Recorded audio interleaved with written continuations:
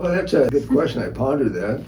I can say maybe by accident, and sometimes we never know why we chose a particular area. But I had an uncle who was a dentist, and he was my dentist. This is north of Detroit. Wow. And I would work in his office. He'd show me what he was doing in his laboratory and that.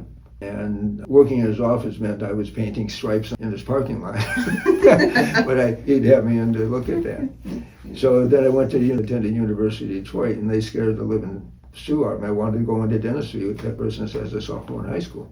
Goes to show you how stubborn I am. I just didn't change. And so I went to University of Detroit, and they just scared the living stew out of you. They said, if you don't get big grades, you kiss your dreams of going to dental school away. So I was kind of frightened. So I was a good student and did well. And then I interviewed for dental schools and interviewed at Michigan. I was accepted there. I interviewed at Tufts University in Boston, and I was accepted there.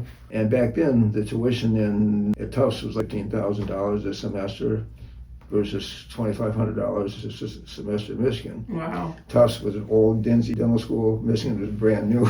Wow. so I didn't even need a calculator to figure that one out. So I attended the University of Michigan. And I had a government grant. I was working in the area of the complete denture department.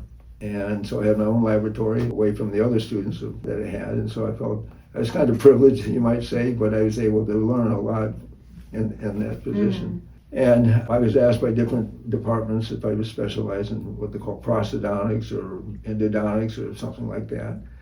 And orthodontics was not on my radar at that time. So we kind of graduated early, one of my classmates and I, so we taught the dental hygienist expanded functions.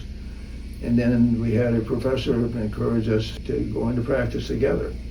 So the two young dentists starting out together, no, we were told we were going to fail. But the professor knew somebody, a builder, and they built us a building.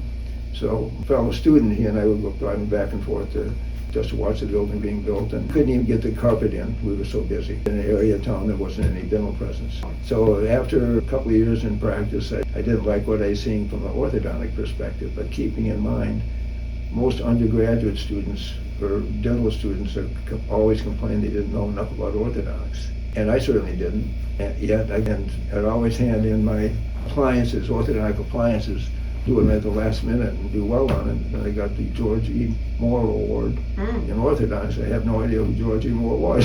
So anyway, I entered that program and spent the time there and did some research studied on vitamin C. And I wanted to use vitamin C, zinc, and magnesium as my variables. And I was told there's too many variables to pick one, so I picked vitamin C.